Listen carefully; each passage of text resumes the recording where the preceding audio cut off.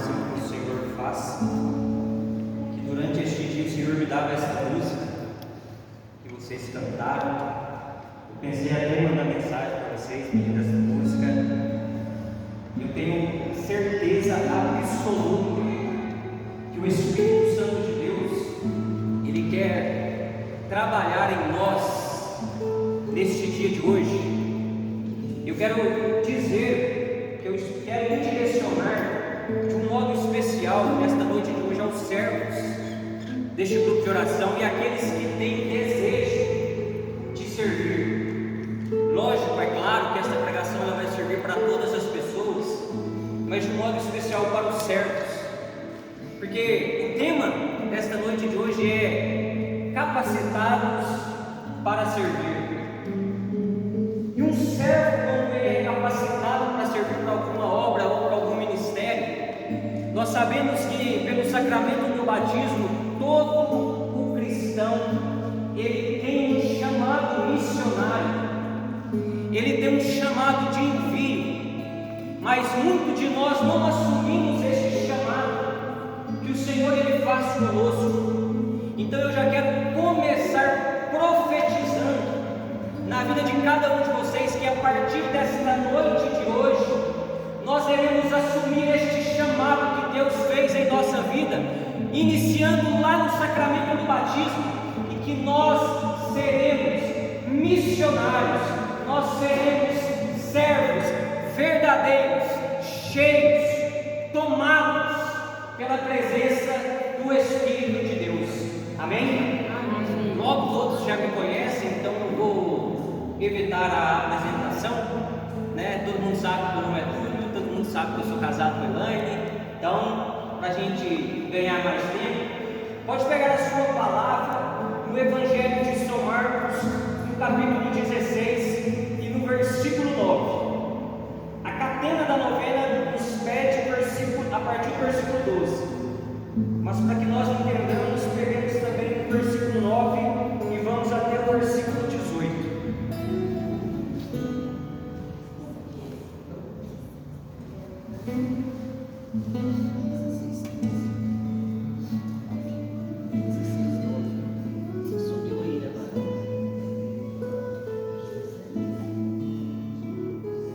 Amém? E a palavra diz o seguinte: tendo Jesus ressuscitado de manhã, no primeiro dia da semana, apareceu primeiramente a Maria de Magdala, de quem tinha expulsado os 7 demônios. Foi ela noticiar aos que estiveram com ele, os quais estavam aflitos e chorosos. Quando souberam que Jesus vivia e que ela o tinha visto, não quiseram acreditar. Mais tarde, ele apareceu sob outra forma a 2 entre eles que iam para o campo.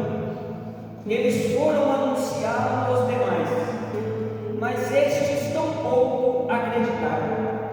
Por fim, apareceu aos 11, quando estavam sentados à mesa, e censurou-lhes a incredulidade e a dureza de coração, por não acreditarem nos que o tinham visto ressuscitado, e disse-lhes: ide por todo o mundo e pregai o Evangelho a toda criatura. Quem crer e for batizado será salvo, mas quem não crer será condenado. Estes milagres acompanharão os que crerem, expulsarão os demônios em meu nome, falarão novas línguas, manusearão serpentes, e se beberem algum veneno mortal, não lhes fará mal. Imporão as mãos aos enfermos e eles ficarão curados. Palavra da salvação. Vamos aplaudir a palavra de Deus nessa noite.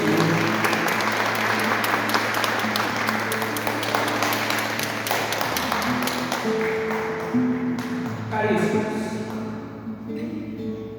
capacitados para servir.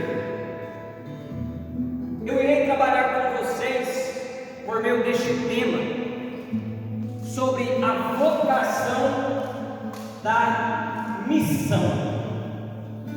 porque o Espírito Santo de Deus, ele nos capacita para servir.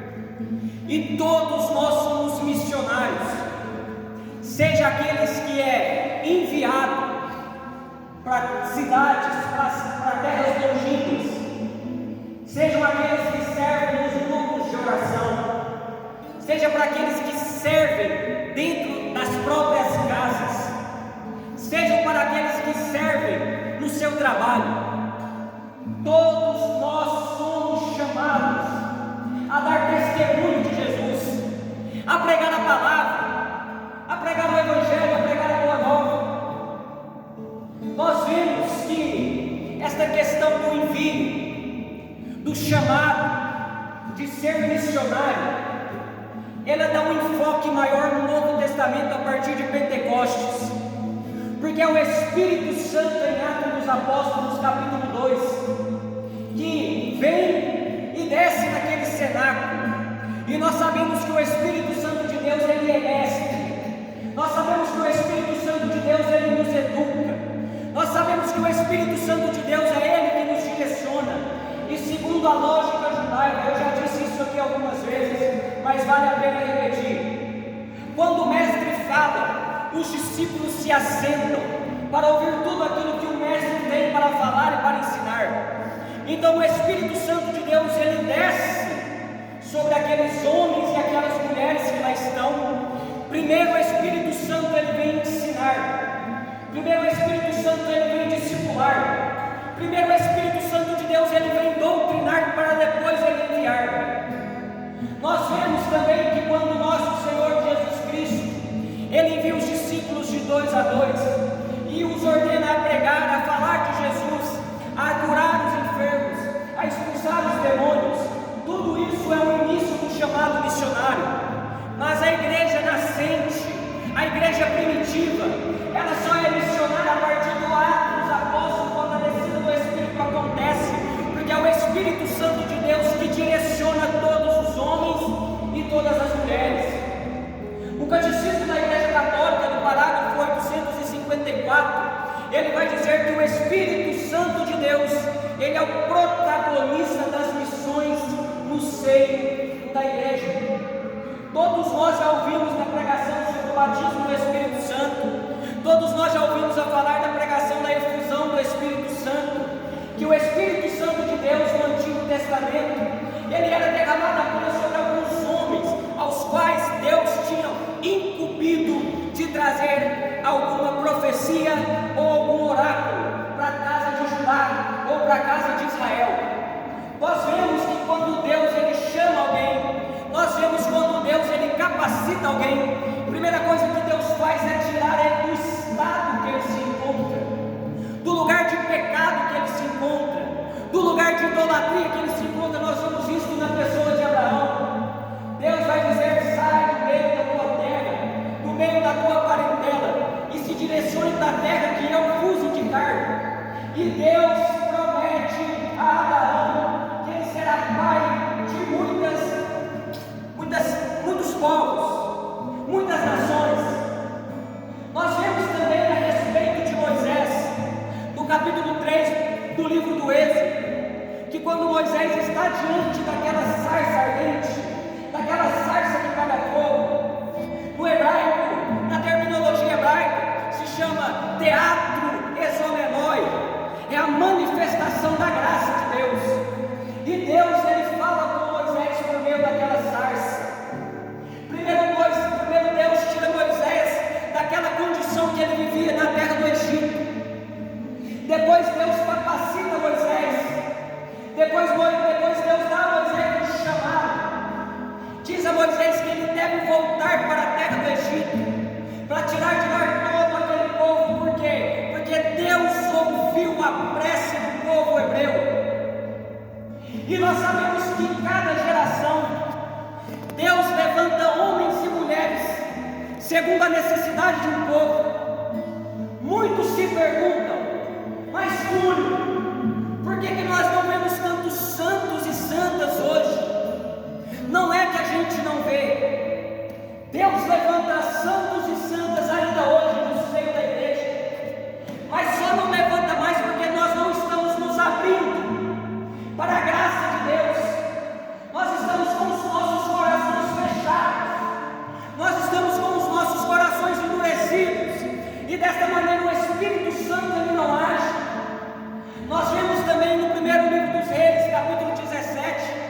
a respeito do profeta Elias. Nós temos pouca informação a respeito do profeta Elias.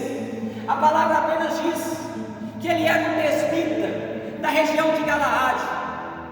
Mas este homem, este profeta que se deixou ser usado, que foi capacitado por Deus, que foi instruído pelo Espírito do Senhor, ele era tão cheio da presença do Espírito que ele se direciona à casa de Acabe. Mas ele diz a Acabe algo que não era costume dos profetas dizerem. Quando nós vemos os profetas profetizando, eles sempre dizem oráculo do Senhor. Depois disso vem a palavra. Deus dá uma palavra, ela desce e passa por meio do profeta. O profeta traz esta palavra. Aliás, primeiro o profeta diz: eis o que diz o Senhor, traz a palavra e depois diz oráculo do Senhor. Mas Elias, ele é totalmente diferente, porque o profeta Elias, ele se direciona até Acabe e diz: segundo a minha palavra, não haverá chuva nem orvalho na terra de Israel durante 3 anos. Mas como assim, meu irmão? Como que Elias diz segundo a minha palavra? Porque Elias, ele era um homem que tinha tanta intimidade. Elias, ele era um homem que tinha tanta vida de oração. Elias era um homem que andava tanto em união com Deus, que ele difere muito dos homens e mulheres de Deus do nosso tempo. Ele é diferente dos homens e mulheres de Deus do nosso tempo, que se direcionam, que se buscam a Deus apenas quando tem algum exercício de função para fazer. O profeta, o missionário, o servo, aquele que exerce algum ministério dentro da igreja, ele não pode buscar a Deus apenas quando ele vai pregar, apenas quando ele vai ministrar uma música, apenas quando ele vai fazer alguma oração. Ele precisa estar intimamente ligado com Deus por meio de uma vida interior. O ídolo dizia naquela oração, e eu lembrei quando ele falava que Santo Agostinho disse que toda oração sem meditação, ela é tíbia. Por que toda oração sem meditação é tíbia? Porque muitos de nós vêm aqui na frente, conduz alguma oração, canta alguma música, faz alguma coisa, mas a partir do momento que isso acaba, ele esquece tudo aquilo que ele falou, ele esquece tudo aquilo que ele pregou, ele esquece tudo aquilo que ele cantou. Meus irmãos, não podemos ser assim. Nós precisamos cultivar uma vida de união com Deus, porque se nós não cultivarmos uma vida de união com o Senhor, nós sucumbiremos. O Geraldo já dizia ontem, nós precisamos produzir frutos, nós precisamos produzir virtudes. A árvore, ela se conhece pelos frutos que ela se produz. E quando eu vejo um homem de Deus, quando eu vejo uma mulher de Deus que produz frutos de conversão, como dizia São João Batista, eu me sinto inteiramente atraído a buscar também a Deus. Mas nós não estamos vendo frutos de conversão. Os grupos de oração vazios, os grupos de oração com servos tíbios, frios, não parece que tiveram uma experiência com o Espírito de Deus. E eu sou obrigado a ouvir um padre amigo meu chegar perto de mim e dizer que falta unção nos grupos de oração. É uma vergonha. Não pode acontecer isso mais. O nosso carisma é Pentecostes, o nosso carisma é ser cheio da presença do Espírito. Não podemos orar em línguas e continuar com uma língua infeccionada pelo pecado. Nós precisamos mudar de vida, efusão do Espírito, batismo do Espírito, conduzidos pelo Espírito, viver pelo Espírito de Deus. É o Espírito Santo, meus irmãos, que nos produz, que gera em nós um desejo de Deus.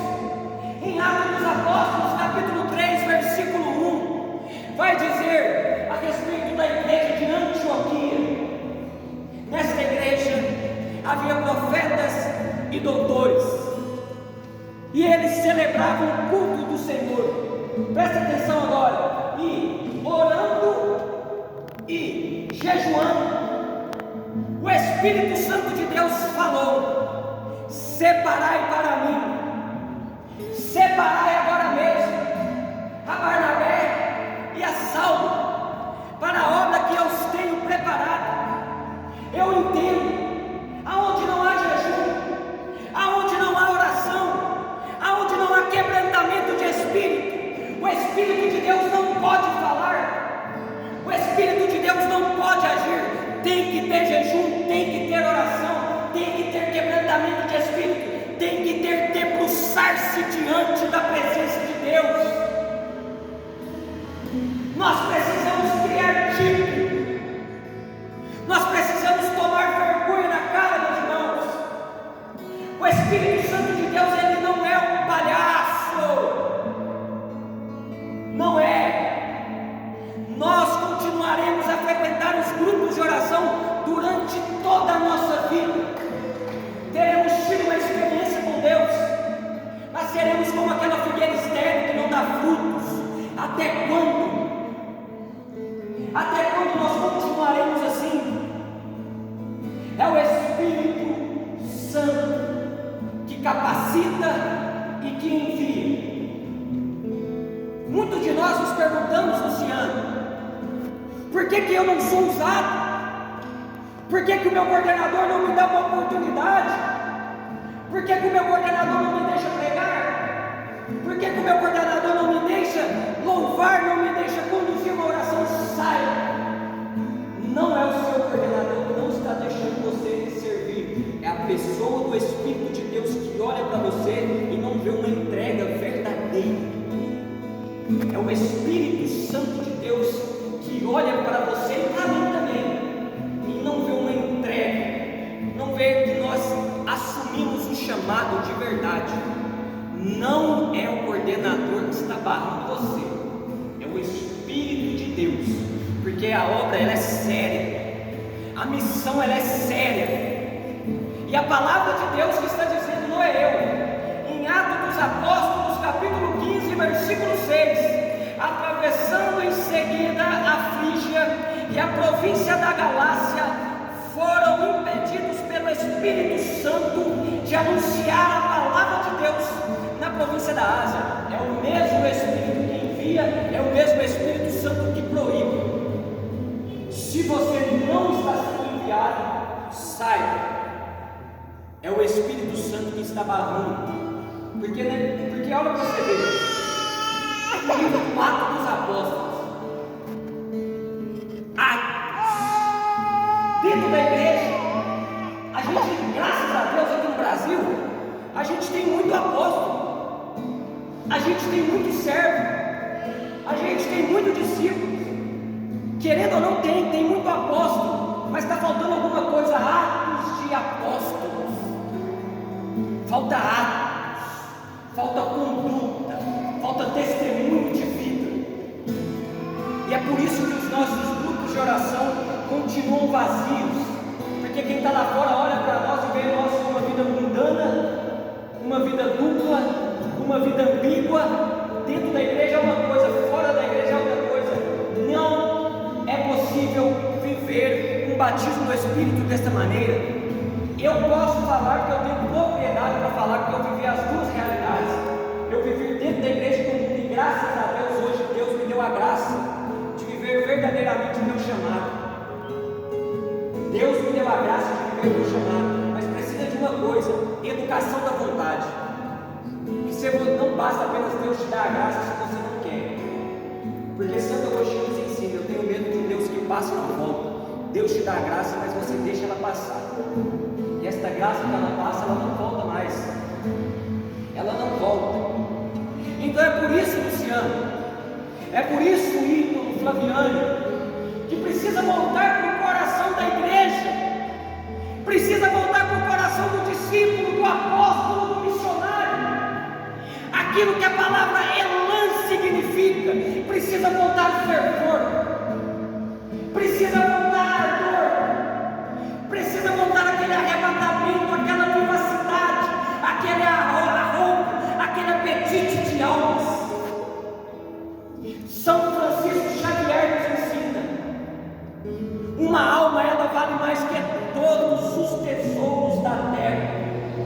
Se eu soubesse que do outro lado de uma ilha havia tesouros, eu não iria lá. Mas se eu soubesse que havia uma alma, eu não iria nada pregar a palavra de Deus para ela, a fim de ganhar esta alma para Deus. Servos frouxos que não querem saber de nada. Isto serve também para mim, meu irmão. Assumamos o nosso chamado, deixamos o Espírito nos capacitar. Chega de viver uma vida simples. Chega, servos, não coloque a mão no arado e olhe para trás. Não coloque a mão no arado e olhe para trás. Primeiro livro do Reis, capítulo 19, versículos de 20 a 21. Elias se direciona até Eliseu e taca sobre ele o seu manto. Eliseu vai dizer: deixe-me ir beijar a minha mãe. Elias diz: vai, mas você sabe o que eu te fiz. Você sabe o que eu te fiz.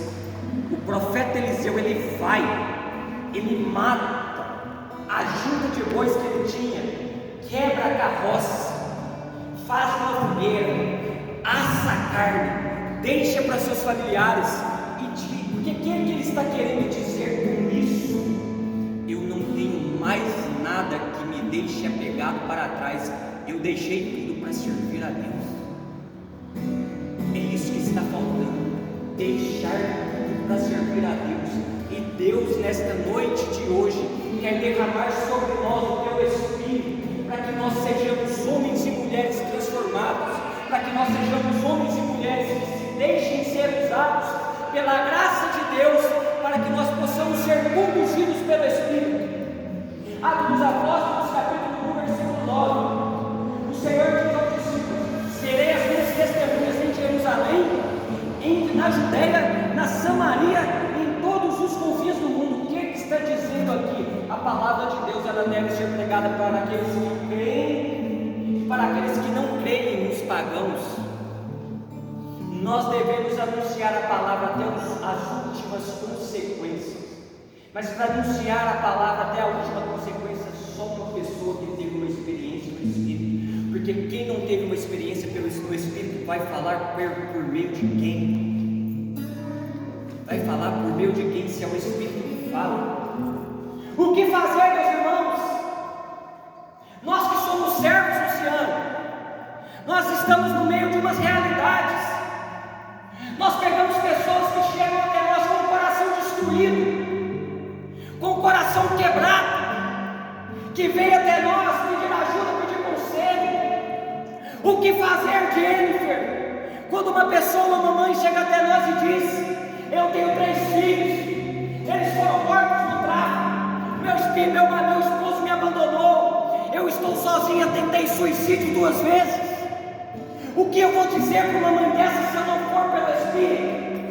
A palavra humana, a condição humana, ela não encontra palavras para ajudar esta pessoa. É só por meio do Espírito. E se eu não tenho mais uma intimidade com o Espírito, eu vou falar o que com esta pessoa? Uma pessoa cheia do Espírito, ela não precisa de palavras, ela fala as almas com os olhos. Chega, meu irmão. Nós vivemos esses 9 dias clamando e pedindo a presença do Espírito. Mas se nesse último dia a gente deixar esta graça passar, não vai adiantar de nada. Não brinque com o Espírito. Não brinque com a obra. Não brinque com a missão, meu irmão. O Espírito Santo está buscando no coração da igreja homens e mulheres que queiram ser usados, mas ele não está encontrando. Não está encontrando, meu irmão. No Evangelho de São Mateus, no capítulo 8, no versículos 14 a 15, nos ensina a respeito da cura da sogra de Pedro. O que é que os santos nos ensinam a respeito da cura da febre da sogra de Pedro? Eles dizem: quando a febre da tibieza, quando a febre da mornidão, quando a febre da preguiça espiritual, ela sai de uma alma, imediatamente esta alma se põe a servir. Pense muito bem como se encontra o estado da sua alma, que nem o Geraldo dizia, é um direito seu ouvir a verdade. Olhe se a sua alma não está vivendo em um estado de tibieza.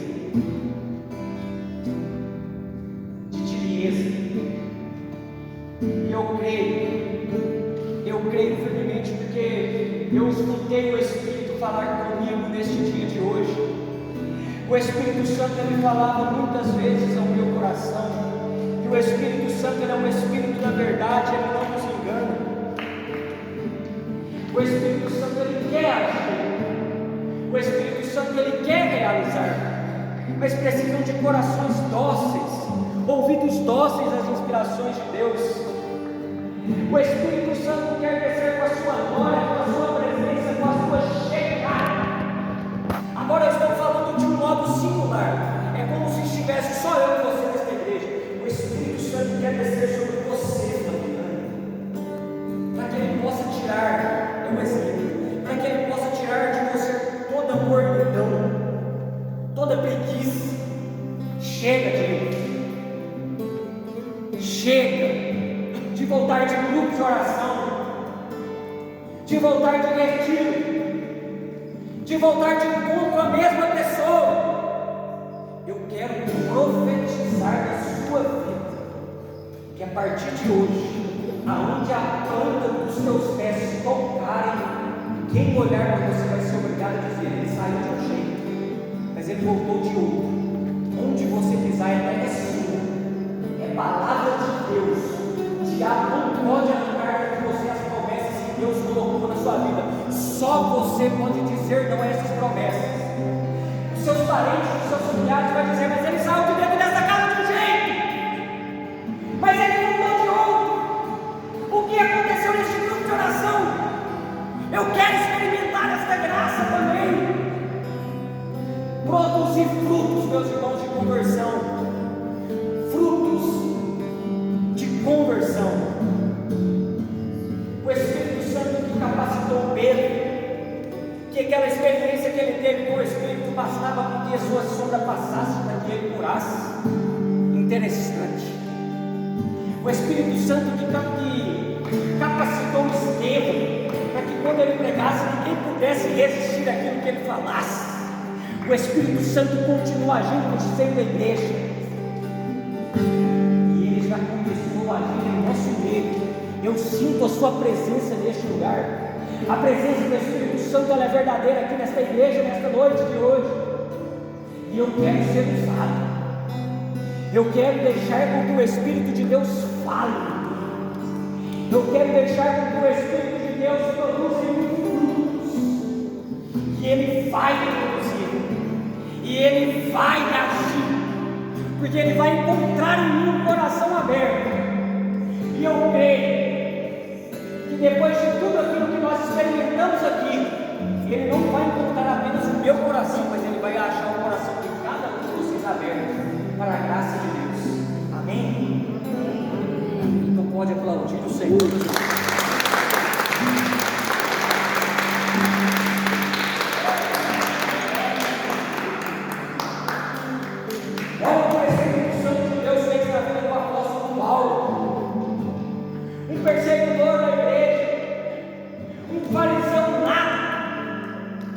Caminhando para Damasco para perseguir os discípulos, para perseguir os cristãos, uma luz desce do céu e tumba ele de um cavalo. Ele fica cego, ele é encaminhado até a mão direita na casa de Judas, e Deus fala com um profeta. Qual a condição muito para que Deus falasse com o profeta Ananias? Ele estava orando.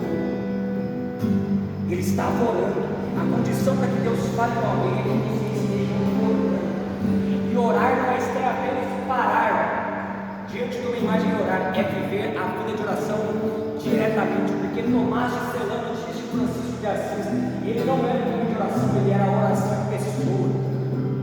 Ele era a oração pessoa. E o padre salesiano me disse, para encerrar: Túlio, quantas horas por dia você acha que Dom Bosco orava? Ele disse para mim, eu disse para ele: eu não sei. Ele me disse: a todo momento, porque ele vivia a vida de oração encarnada na sua vida. Nós precisamos encarnar a vida de oração, porque encarnado pela vida de oração e capacitado pelo Espírito, nós estaremos prontos para a obra missionária do seu da igreja. Pode ficar de pé que nós vamos orar. Pode ficar de pé porque nós vamos orar. E não vai ser como era antigamente, uma oração